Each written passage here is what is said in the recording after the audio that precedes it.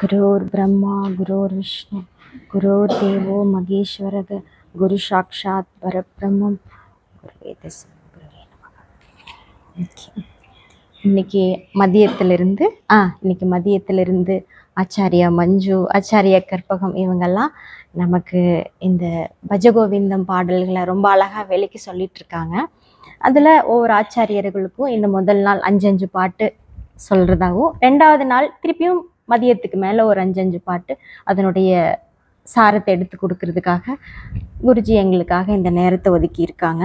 இதில் அவங்க 2 பேரும் 10 பாட்டு உண்டான அர்த்தத்தை அவங்க சொல்லியாச்சு. இதில் அதுக்கடுத்து தான் எனக்கு 11வது பாட்டிலேருந்து 15 பாட்டு வரைக்கும் இன்னைக்கு அர்த்தம் பார்க்கலாம். 11வது பாட்டுக்கு போயிடலாம். மா குரு தனஜன யௌவன கர்வம் ஹரதி நிமேஷாத் காலஹ சர்வம் மாயாமயம் இதம் அகிலம் ஹித்வா பிரம்மபதம் த்வம் பிரவிஷ விதித்வா. இல்லை, நம்ம சுவாமி இந்த பஜகோவிந்தம் புக்கில் எப்படி அதை மொழிபெயர்த்து பொருள் தந்திருக்கிறாங்களோ அதை நாங்கள் அப்படியே தான் படித்து சொல்கிறோம். இது நிறையா நாங்கள் உள்ள பொருள் கொடுக்கறதுக்கான ப்ராக்டிஸ் இன்னும் எங்களுக்கு கம்மி தான். அதனால் குருநாதர் எப்படி கொடுத்துருக்காரோ அதை அப்படியே கொடுக்குறோம். இதில் மா குரு அப்படின்னா செய்யாதே. அப்புறம் தனஜன யௌவன கர்வம் அப்படின்னா பணம், புகழ், இளமை பற்றிய கர்வம். அப்புறம் ஹரதி நிமேஷாத் காலக சர்வம் அப்படின்னா நிமிடத்தில் அவை அனைத்தும் தொலைந்துவிடும். மாயாமயம் அப்படின்னா இருப்பதை போல் இருந்து மறைவது. அப்புறம் இதம் அகிலம் அப்படின்னா இவை அனைத்தும் ஹித்வா விட்டுவிடும். இது எல்லாமே நம்மக்கிட்ட எப்பவுமே நிலையாக இருக்காது, விட்டு போயிடும். அப்புறம் பிரம்மபதம் அப்படின்னா பரமாத்ம தத்துவத்தை நிலையாக அப்படின்னு அர்த்தம். அப்புறம் துவம் நீ, பிரவிஷ அப்படின்னா நுழைவாய் என்ற அர்த்தம். விதித்வா அப்படின்னா அறிந்து கொண்டவனாக இரு. இந்த பாட்டுக்கு இதோடைய அர்த்தம் இதுதான். இந்த பதார்த்தத்துக்கு அப்புறமா செல்வம், செல்வாக்கு, இளமை, கர்வம், இதை பொருட்டு நம்ம கர்வம் கொள்ளக்கூடாது. இவை இருப்பதை போல் இருந்து நிமிடத்தில் மறைந்துவிடும். மறைகின்ற மாயாமயமாகிய இவற்றை விட்டுவிடு. அழிவற்ற பிரம்ம நிலையை அறிந்து அதில் புகுந்துவிடு. அப்போது இந்த செல்வத்தை பற்றியும் இளமையை பற்றியும் புகழை பற்றியும் நமக்கெல்லாம் எப்படிப்பட்ட ஒரு மதிமயக்கம் இருக்குதுன்னா, செல்வம் இருக்கு வரைக்கும் அது நமக்கு தெரியும். ஒவ்வொருத்தரும் அந்த செல்வ நிலையை நம்ம அனுபவிச்சு வந்திருக்கோம். ஒரு காலத்துல நம்மக்கிட்ட செல்வங்கள் எப்படி குவிந்து இருக்கலாம், ஒரு காலத்துல அது கொஞ்சம் நலிஞ்சு போகும்போது அந்த செல்வம் இருந்தப்போ என்கிட்ட எப்படிப்பட்ட கர்வம் இருந்தது, அது நலிஞ்சு போகும்போது நான் எப்படிப்பட்ட நிலைக்கு தள்ளப்பட்டேங்கிறது இது எல்லா மனசுலையும் நம்ம அனுபவிச்ச ஒரு சம்பவங்களாக தான் இருக்க முடியும். அதனால இந்த செல்வத்தை பற்றின, இளமையை பற்றின, புகழை பற்றின நிலையாமைய சங்கரர் சொல்வதற்கு முன்னமே நாம் ஒவ்வொரு மனுஷங்களும் வாழ்க்கையில் இதை நிதம் அனுபவிச்சுட்டு தான் இருக்கிறோம். அதனால இந்த செல்வம், புகழ், இளமை எல்லாமே எப்படி நிமிஷத்துல நமக்கு வந்து சுகம் தருதோ அதே நிமிஷத்துல காணாம அது நம்மளை விட்டு கரைந்தும் போயிடுது.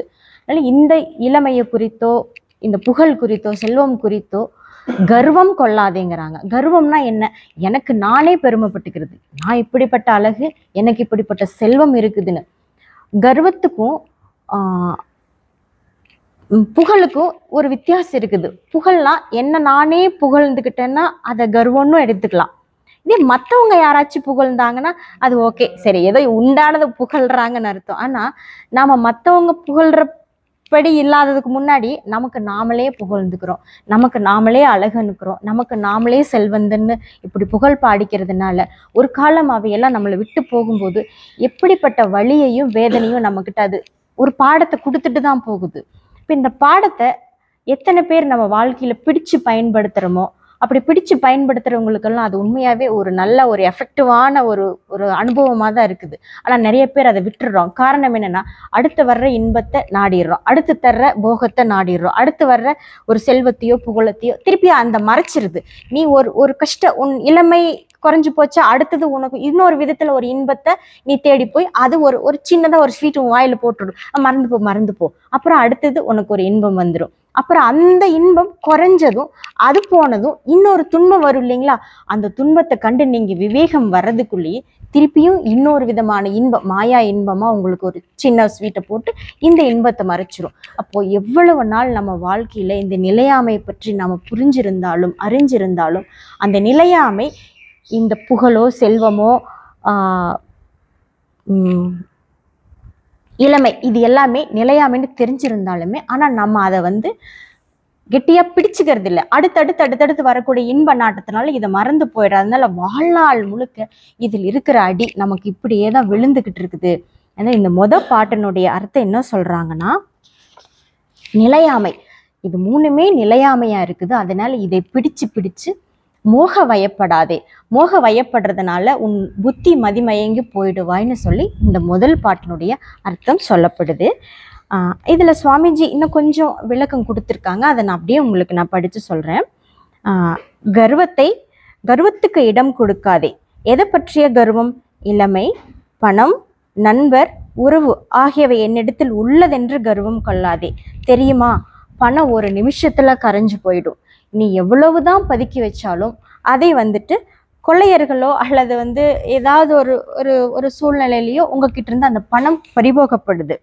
அப்புறம் காலம் என்னும் வாள் ஆயுளை வெட்டும், இளமை தேய்ந்து உருக்குலைந்து விடும். பணம் உள்ளவரை தான் இந்த உறவும் நட்பும் நீடிக்கும். இப்போ இந்த பஜகோவிந்தம் ஒவ்வொரு பாட்டிலையும் பார்க்கும்போது நிலையாமையை பத்தி சொல்லுது, வைராகியத்தை பத்தி சொல்லுது, அப்புறம் விவேகத்தை பத்தி சொல்லுது. இது எல்லாமே நமக்கு இந்த ஆத்ம ஞானத்துக்கு நம்மளை எடுத்துட்டு போறதுக்கு தேவையான ஒரு பொக்கிஷங்களை தான் இந்த ஒவ்வொரு பாட்டுலையும் வச்சிருக்காங்க. இந்த ஒவ்வொரு பாட்டுமே நான் அந்த சுவாமியினுடைய மூல புத்தகத்துல பார்த்தேன்.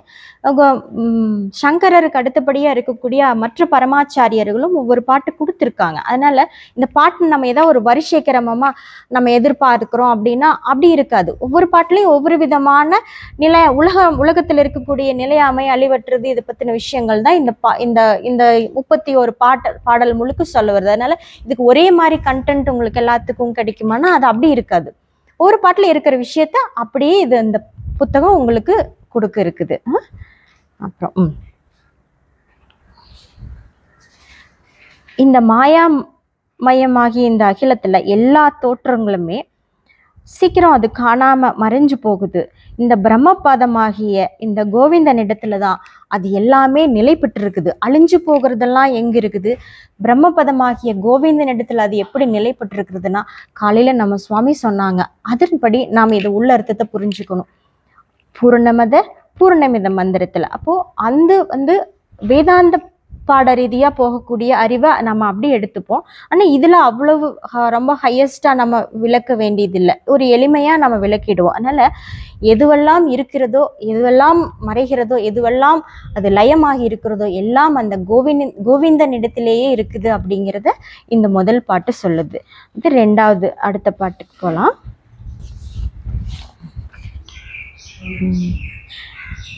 தி நயாமின்யோ சாயம்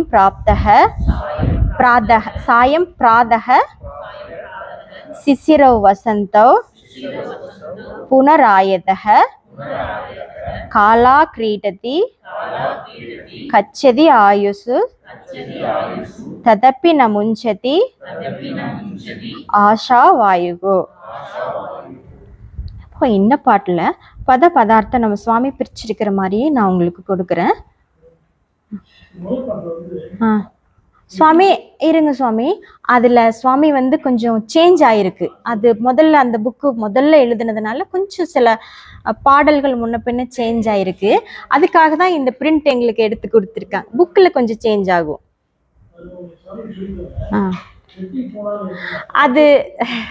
அது சில திருஷ்டாந்தம் சுவாமி சொல்லியிருப்பாங்க, அதுக்கான மீனிங் எனக்கு தெரியாது, அது சுவாமி தான் கேட்கணும். அதனால தான் நான் அதை சொல்லாமல் விட்டுட்டேன். நீங்கள் சுவாமியை கேட்டுக்கலாம் அந்த மீனிங். ஓகே. ஆமா, முதல்ல பெட்டி போனால் என்ன தக்கோல் உள்ளதே என்று நம்பூதிரிகள் சொல்வார்கள்னு ஒரு வேர்டு வருது இல்லையா, அதுக்கான என்ன உள்பொருள்னு ஓ அதுக்கு தான் தக்கோலா பேரு. ஓ அப்ப சாவி வச்சுட்டு என்ன பண்றது, பெட்டியே போயிருச்சு. அந்த பெட்டிக்கு தக்கோலுக்கும் அது விஷயம் புரியல. ஓகே, என்ன அடுத்த பாட்டுக்கு போய்க்கலாங்க. தின யாமினவுன்னா இரவும் பகலும், சாயம் பிராப்தக அப்படின்னா மாலையும் காலையும், சிசிரவ் அப்படின்னா பனிக்காலம், வசந்தம்னா வசந்த காலம், புனராயத்தனா மீண்டும் வருகின்ற, காலா கிரீடதினா இது காலதேவனின் விளையாட்டு, கிரீடதினா விளையாட்டு, காலா கிரீடதினா காலதேவனின் விளையாட்டு. காலா கச்சதி ஆயுசுகுனா ஆயுள் ஓடி வருகிறது, தத்தப்பி அப்படின்னா இருப்பினும், முஞ்சதி விட்டு விடுவதில்லை, ஆஷா வாயுகு ஆசை என்னும் காற்று. இப்போ இரவும் பகலும் காலையும் மாலையும் பனியும் வசந்தமும் போய் போய் வருகின்றது, இது காலத்தின் விளையாட்டு. ஆயுசு மட்டும் போனால் திரும்பி வருவதில்லை, இருப்பினும் ஆசை என்னும் காற்று மட்டும் ஓய்வதில்லை அப்படின்னு இந்த பாட்டில் நமக்கு இந்த பாட்டுக்கு ஒரு மைய கருத்தா ஆசையை பற்றி சொல்ல வர்றாங்க.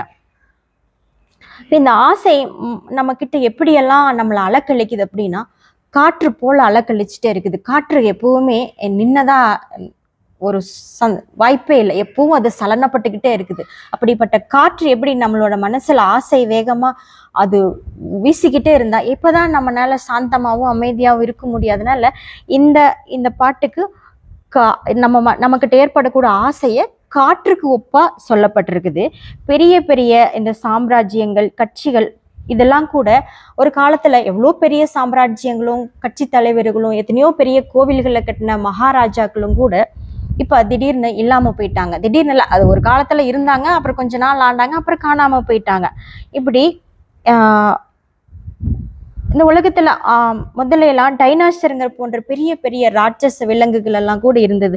அதெல்லாம் இப்ப பார்த்து இருக்கிற இடம் தெரியாம மண்ணுக்குள்ள புதிஞ்சு கரியா போயிடுச்சுன்னு, அப்போ சீக்கிரமே அழுத்து போய்விடுறது போல இருக்குது இந்த காலதேவனுக்கு. ஒன்னையே அவர் நிலையாதையும் வச்சிருக்கிறது இல்லை.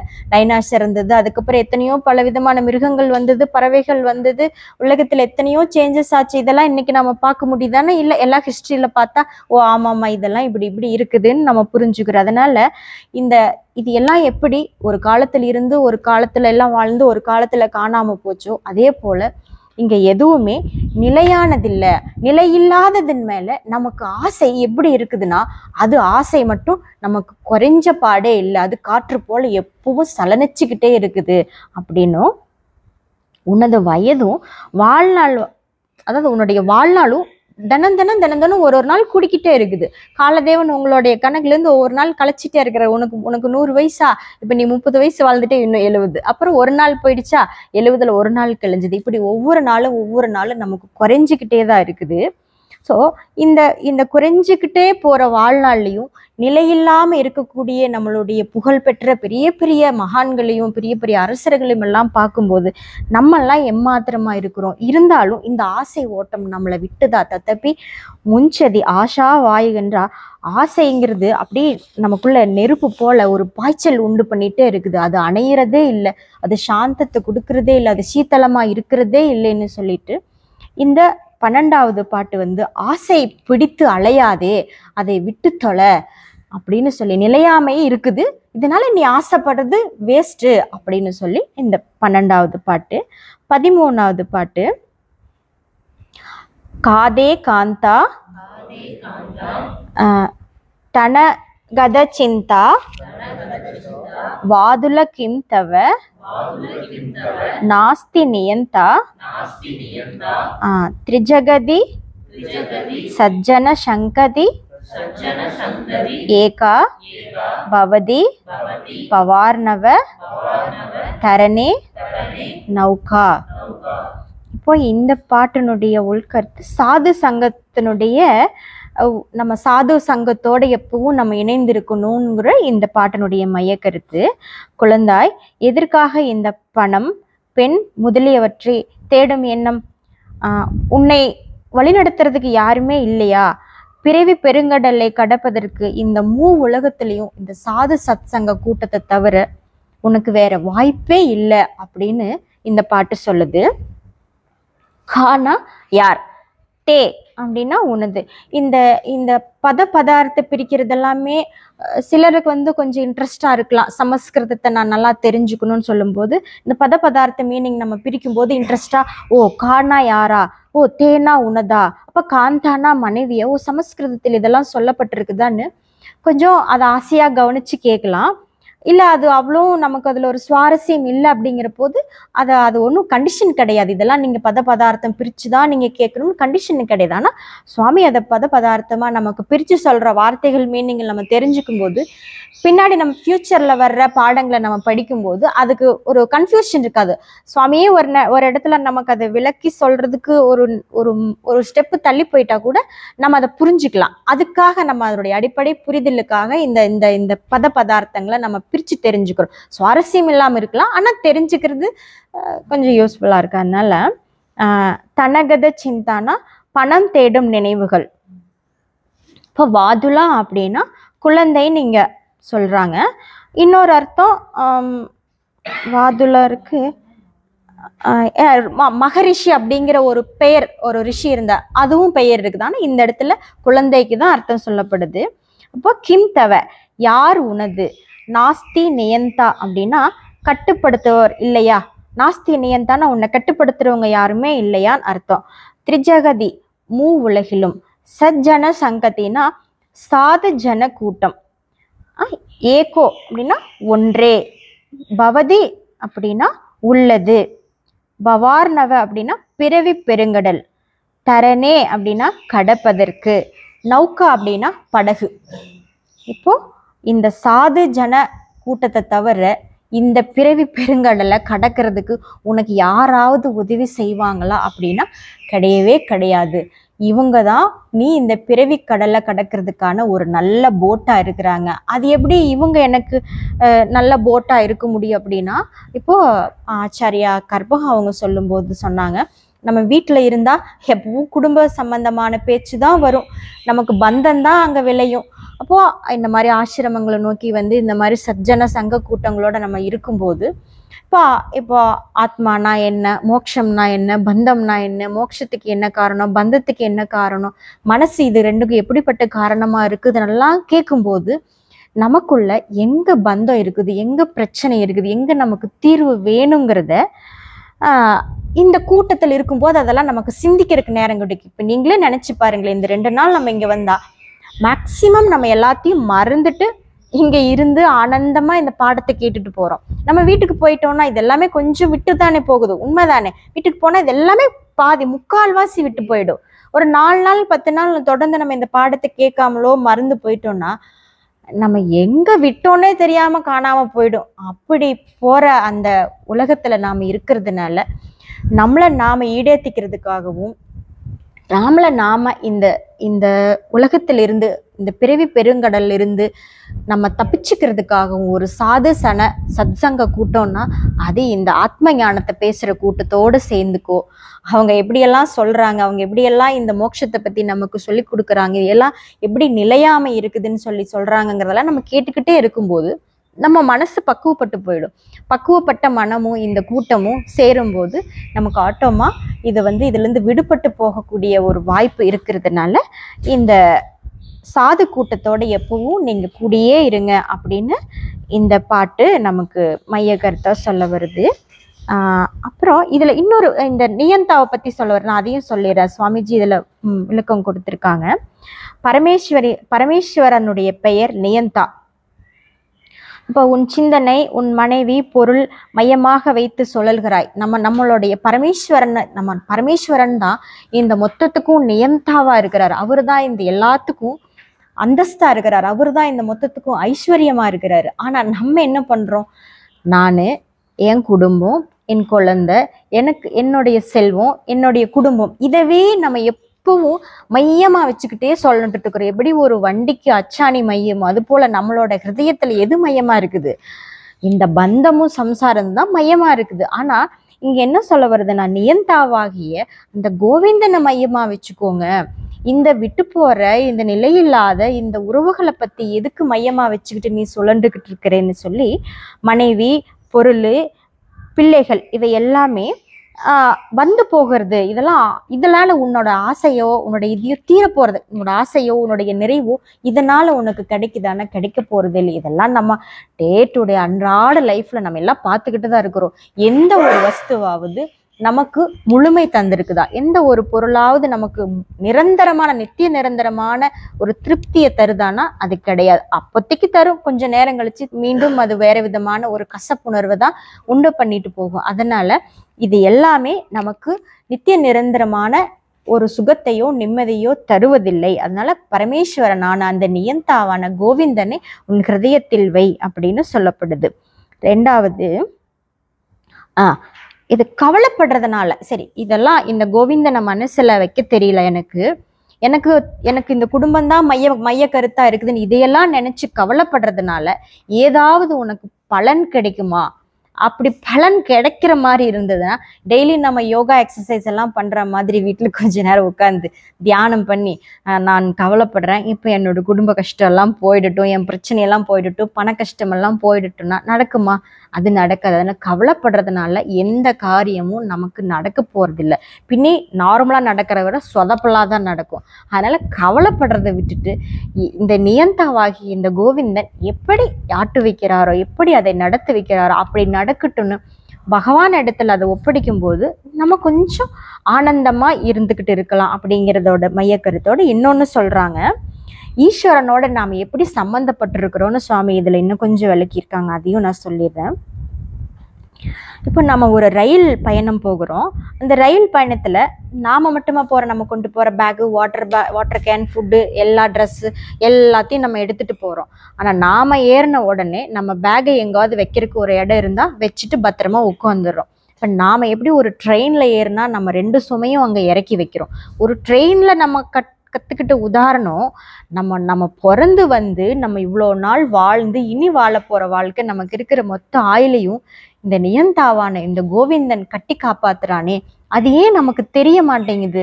இப்ப இந்த ஒரு சிறு உதாரணமே மொத்தத்தையும் நம்மளை சுமக்கிற மாதிரி இதுல இருக்குது. ஆனா நமக்கு இந்த மொத்த ஜகத்தையும் படிச்சு உயிர்களை படிச்சு காப்பாற்றக்கூடிய இந்த கோவிந்தன் உன்னை சுமக்க மாட்டானா? உனக்கான தேவைகளை அவர் செய்ய மாட்டாரா? நீ எப்படி பகவான் கிட்ட இருந்து நீ வேறையா இருக்க போற? என்னை நான் காப்பாத்திக்கணும், எனக்கு நான் பொருள் சேர்த்துக்கணும், செல்வம் சேர்த்துக்கணும்னு அவங்க ஓடி ஓடி திகைக்கிறாங்க. இல்ல என் பைய கீழே வச்சா யாராவது தூக்கிட்டு போறோம்னு சிலர் தோல்லையே கூட மாட்டிக்கிறாங்க. இப்போ ஒரு பயணத்தின் போது ஒரு பேக்கே நமக்கு ஒரு சுமையா இருக்குது, ஒரு சின்ன பர்ஸே நம்மளை நிம்மதியா தூங்க விட மாட்டேங்குது. அப்போ இந்த வாழ்நாள்ங்கிற இந்த வாழ்க்கையில நம்மளை பகவான் கிட்ட ஒப்படைக்கல, நாம இறைவனோட ஒன்று இருக்கிறோங்கிற அந்த நினைவு சிந்தனை வரலைன்னா நம்ம எவ்வளோ அலக்களிக்கப்படுவோம். இந்த ஆத்ம ஞானமோ பகவான் என்னை காப்பாற்றுவார், என் கோவிந்தன் தான் எனக்கு மையம்ங்கிற அந்த அறிவோ அந்த எண்ணமோ நம்மக்கிட்ட இல்லைன்னா எவ்வளோ கஷ்டம் பார்த்தீங்களா? நம்மளால ஒரு நேரமாவது நிம்மதியா இருக்க முடியுமா? ஒரு நேரம் ஆனந்தமா இருக்க முடியுமா? எவ்வளோ பயம். அதனால இந்த பகவான்கிட்ட கோவிந்தன் கிட்ட உங்களை ஒப்படைச்சிட்டு அவன் தான் எல்லாவற்றுக்கும் நியந்தாவாகவும் கர்த்தாவாகவும் இருக்கிறார்னு எல்லாவற்றையும் விட்டு விட்டு அவனுடைய நியதியில உங்களை ஒப்படைச்சிட்டு நீ எப்படி இருக்கிறையோ அப்படி ஆனந்தமாயிரு அப்படின்னு இந்த பாட்டு நமக்கு சொல்ல வருது. 14வது பாட்டினுடைய மைய கருத்து இது போய் வேஷத்தை பத்தி ஜடிலோ முண்டி லுஞ்சத கேசக காஷாயம்பர பகுகிருத வேஷக பஷ்யன் அபி சன பஷ்யதி மூடோ ஹிருதய நிமித்தம் பகுகிருத வேஷக.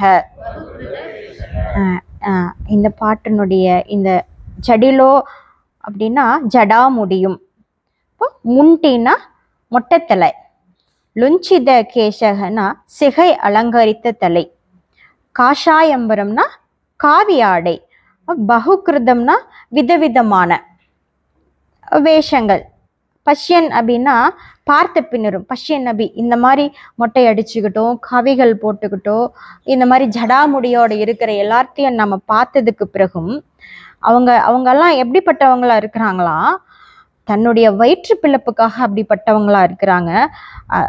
அதாவது குதிர நிமித்தம்னா வயிற்றினுடைய தேவைக்காகவும் சாப்பாட்டுக்காகவும் தான் இவங்க இது போல ஒரு வேஷம் விட்டுக்கிறாங்க. இது போலி வேஷம்.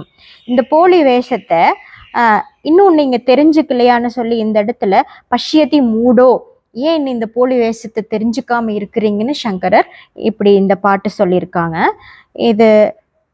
இதனுடைய மையக்கருத்துன்னா பொய் வேஷத்தை பத்தி இந்த பாட்டுல சொல்ல வருது.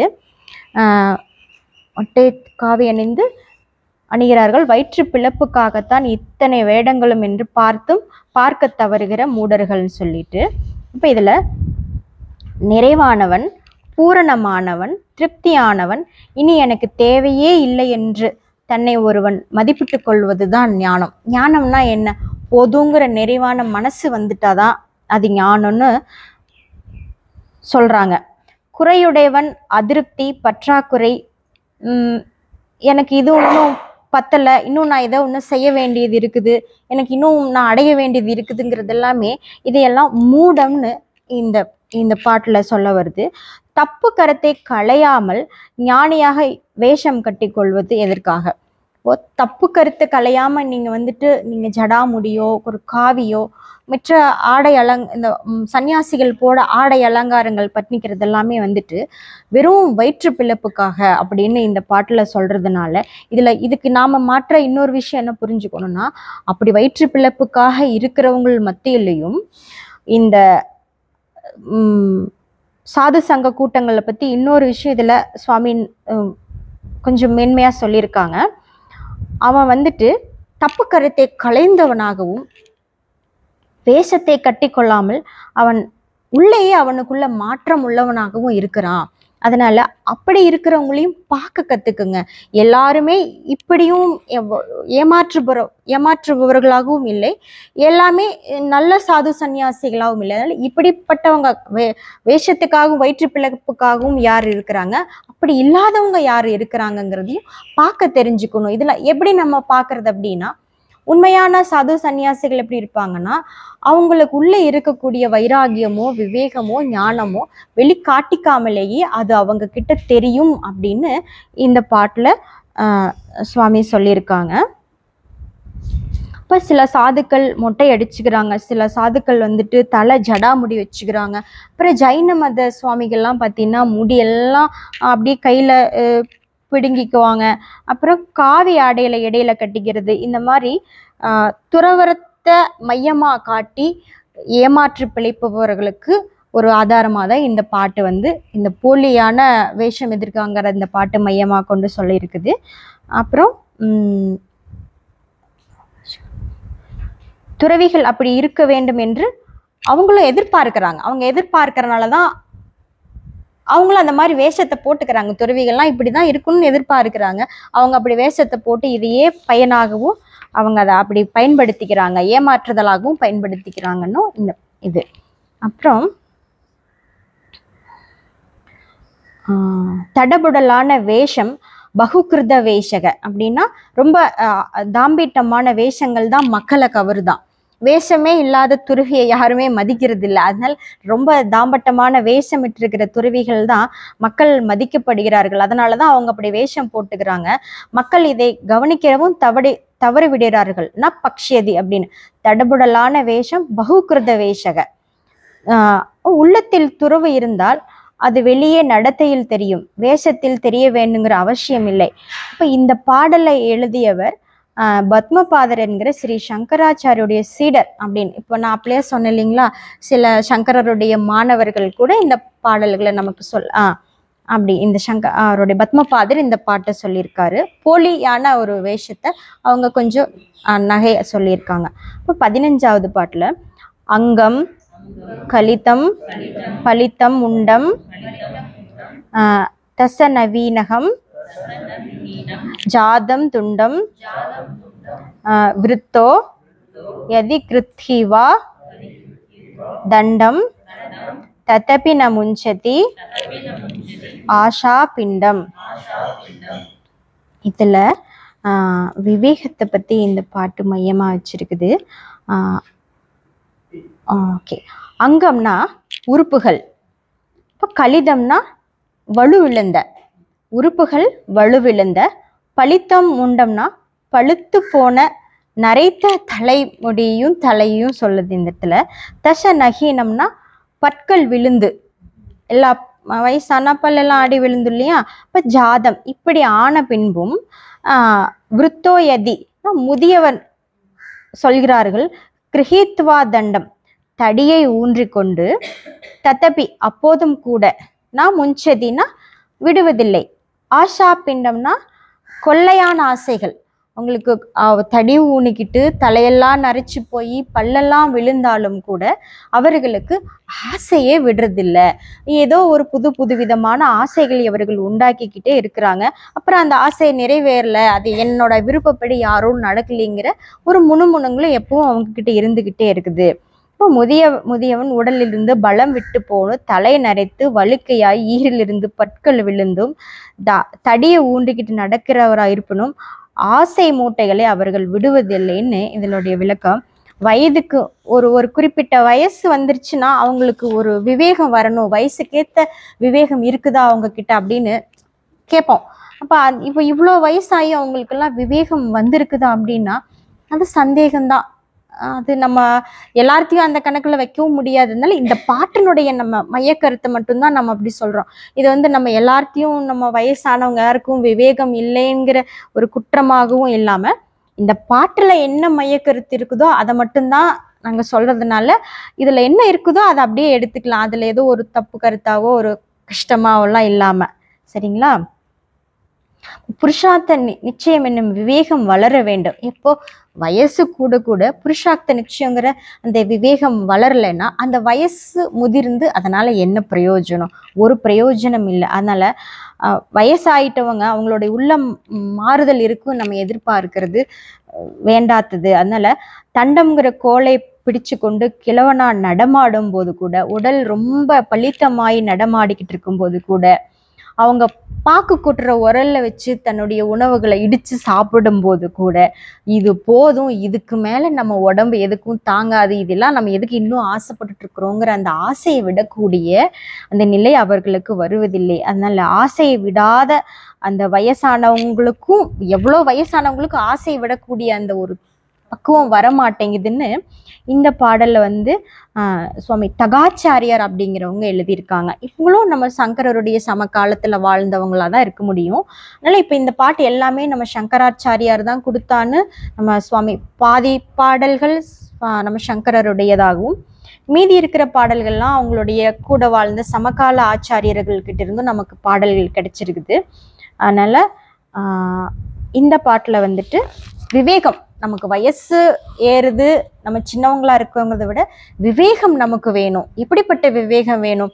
நமக்கு நார்மலா நம்ம டே டு டே லைஃப்ல இருக்கிற பொருள்களை பிரிக்கிற விவேகம் அது எல்லாத்துக்கும் குட்டி பாப்பாக்கும் கூட தெரியும், இது பந்து இது வேற அப்படின்னு. அதனால இங்க என்ன விவேகத்தை சொல்லப்படுதுன்னா ஆத்ம அனாத்ம விவேகத்தை தான் கட்டாயம் சங்கரர் இங்க சுட்டி காட்டியிருப்பாரு. அதனால ஆத்ம அனாத்ம விவேகத்தை நம்ம எப்படி வளர்த்துக்கணும்னா இந்த சாது சத்சங்க கூட்டத்தோட கூட இருந்துக்கிட்டு நம்மளுடைய சுவாமி நமக்கு என்ன மாதிரியான பாடங்களை சொல்லி கொடுக்குறாங்க, எப்படி ஆத்ம அனாத்ம விவேகத்தை நம்ம பிரிச்சு பார்க்கறது, இந்த விவேகம் வரணும்னா முதல்ல அடிப்படையில் எனக்கு என்ன வேணுங்கிறது எல்லாம் நாம பாடங்களை நம்ம படிச்சுக்கிட்டு இருக்கும்போது தான் அதற்கு உண்டான ஒரு வெளிச்சம் நம்மக்கிட்ட இருக்கும்னு இந்த விவேகத்தை பற்றின இந்த பாட்டு சொல்லப்பட்டு இருக்குது.